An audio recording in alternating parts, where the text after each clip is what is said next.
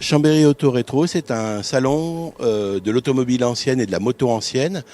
C'est la 20e édition. Le thème cette année, c'est les automobiles du cinéma. Donc on expose plusieurs véhicules qui ont participé à des tournages, à des films, que ce soit séries télé ou films. On a la Mustang blanche de Un homme, une femme, on a les voitures des tontons flingueurs, on a la Facel Vega des petits meurtres d'Agatha Christie, et puis bien d'autres autos encore, des classiques comme les tractions, Austin Hillet, etc.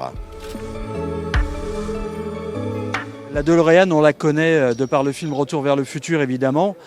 C'est ce qui l'a rendue célèbre. La DeLorean, à la base, c'est une voiture qui a été produite à 9000 exemplaires à peu près, entre 80 et 83. C'est une voiture qui est internationale puisque la marque est américaine. Les voitures étaient assemblées en Irlande du Nord. Le moteur est français. Le châssis est anglais, c'est un châssis Lotus. Le designer est italien. Donc vous voyez, c'est complètement international. Ce qui fait les particularités de cette voiture, c'est sa carrosserie en inox. On parle souvent d'aluminium, mais non, c'est de l'inox brossé. Et évidemment, les fameuses portières papillons. On appelle ça souvent les ailes, non, c'est des portières papillons. Alors dans les accessoires qu'on a ici, on a ce petit boîtier qui affiche réellement la vitesse, puisqu'il est équipé d'un petit module GPS. Donc quand je roule, j'ai réellement la vitesse. Et comme il est en km/h, je suis régulièrement au-dessus de 88. Mais là, c'est pas des miles par heure, donc je ne voyage pas dans le temps.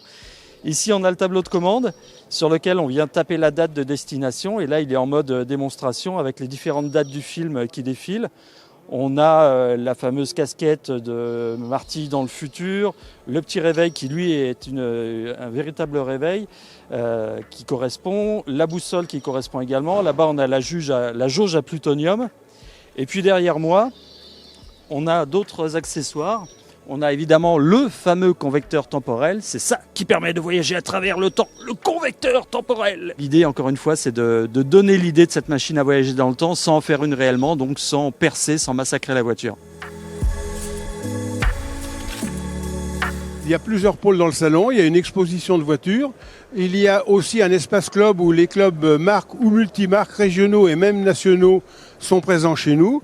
Mais aussi, bien sûr, pour faire rouler les voitures anciennes, il faut les réparer. On ne trouve pas forcément les pièces comme chez le concessionnaire du coin, on ne les trouve même pas du tout, on va dire. Et il y a des spécialistes, alors soit des pièces d'époque, soit des refabrications. Et il y a aussi, bien sûr, des marchands de miniatures, de voitures, évidemment, et de livres. En fait, ce qui me plaît, c'est toutes les anciennes voitures. Et également les deux roues, là, où on est. C'est assez diversifié parce qu'il y a aussi des stands de pièces, tout ça. Donc, dans l'ensemble, ça fait un tout qui est bien intéressant. Très beau salon. Depuis 2 ans, on n'a pas pu venir, comme il n'était pas organisé. Mais là, c'est très beau salon. J'y vais chaque année. Le stand là, c'est simplement pour faire un peu connaître notre club, mais c'est aussi pour qu'on reçoive tous nos adhérents dans un milieu un peu festif et puis dédié à la voiture ancienne.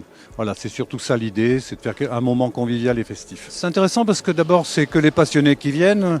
Ce que moi je regrette un peu, c'est que ça reste quand même une passion de personnes âgées, c'est un peu dommage. Ça serait bien que ça se rajeunisse un petit peu. Parce que nous, l'essentiel, c'est de partager la passion de la mécanique. C'est pas forcément de partager les voitures très anciennes, mais même des voitures relativement modernes, voilà.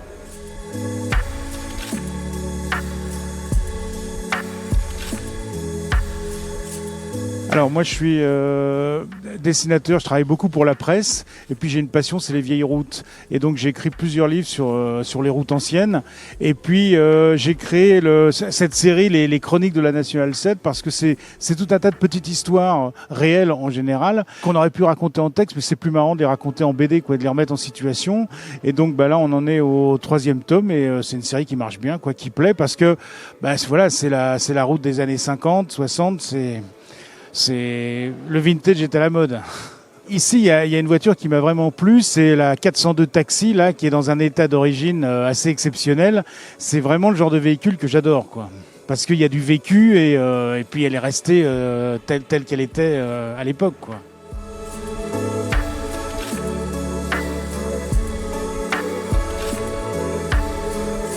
Alors en fait, c'est une association qui a été créée maintenant il y a 7 ans. et qui avait pour but en fait de regrouper des passionnés, même des novices qui aiment la mécanique ancienne, surtout on va dire les 50 cm3, les mobylettes, et voilà, de se regrouper dans un atelier qu'on a, un collectif, où on peut faire de la mécanique, et aussi organiser un gros rallye une fois dans l'année.